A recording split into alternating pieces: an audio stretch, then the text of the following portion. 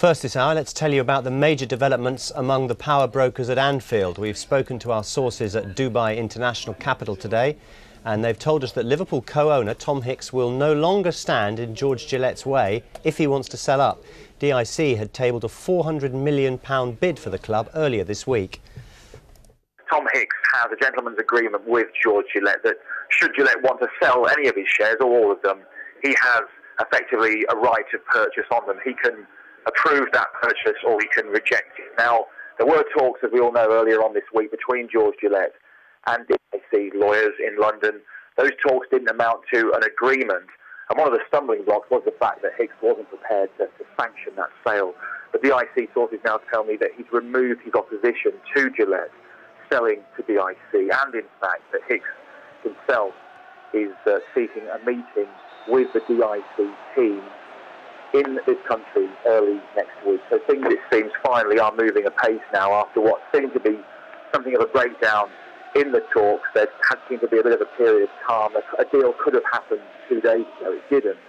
But maybe it just seems that a deal could perhaps potentially take place, at least between Gillette and DIC, as early as this weekend.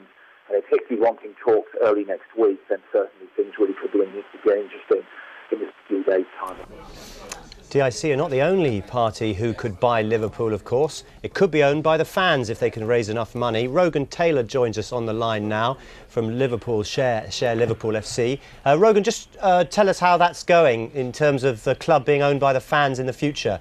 Well, I mean, we've got a very substantial response initially to the first wave of publicity that came out of this.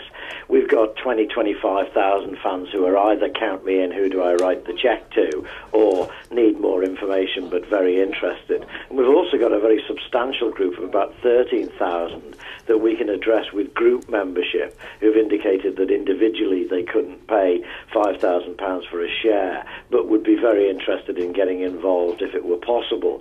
So, you know, this could be quite a substantial amount of money, and I think we're here. We've got a robust plan. We've got a pretty well-resourced steering group with people with expertise in all the appropriate areas.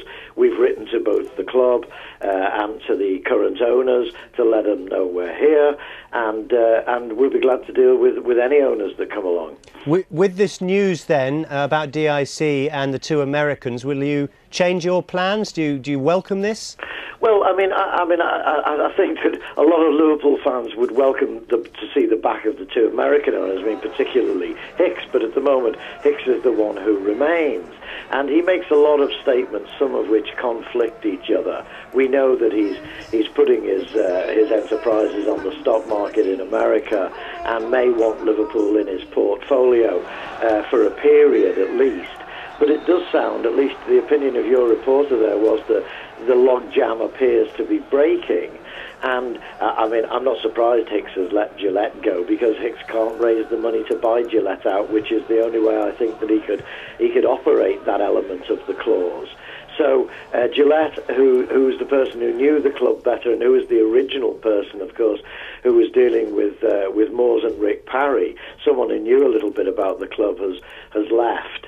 And we're left with the more unpredictable owner, plus at the moment an unpredictable DIC. I mean, nobody in Liverpool really knows what that means yet, but we'll be keen to talk to whoever ends up owning this football club. Rogan, thanks for talking to us. You're most welcome. Also on the line is Dave Usher. He's the editor of the Liverpool Way fanzine and website. Dave, do you want DIC to take over, or would you rather Rogan Taylor and the fans take over? At the moment, it's got to be DIC. I mean, it'd be nice if the fans own the club, but I think it's too early at this point. You know, it's only just getting off the ground with seeing who's interested, and you know, we're not in a position to do it right now. But in the future, it'd be nice. But for now, it's just let's get the Americans out. And if that means DIC coming in to do it, then, you know, great. What exactly do you find against the Americans? I mean, they've poured money into the club. They helped buy Torres. What's wrong? They haven't, though. You see, that's the problem. People think all this, but it's just blatantly not true. They haven't spent a single penny of their own money. They bought the club saying, you know, we're not going to do a Glazer-style takeover. There's no debt on the club. And then the first chance they got, they borrowed more money on the club to pay off the debt that they took out to buy the club. So basically, you know, if they walk away now with a 50 million quid profit, they've made money without putting a single cent of their own money in. And all this, you know, they paid money for Torres and this, that, and the other. They didn't. The Royal Bank of Scotland paid for Torres. What? You know, DIC come in and pay off that loan. Essentially, DIC has bought Torres, not the Americans. Okay, but what do you think essentially then will be the difference between the Americans and DIC? Because in a leaked document they actually said they're only using it as a business concern to make money and would sell it in 7 years. Well, maybe they will do, but if they sell it in 7 years to the fans, then, you know, fine.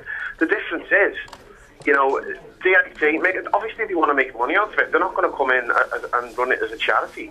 But if it's speculate to accumulate, DIC can put money in to make more money back.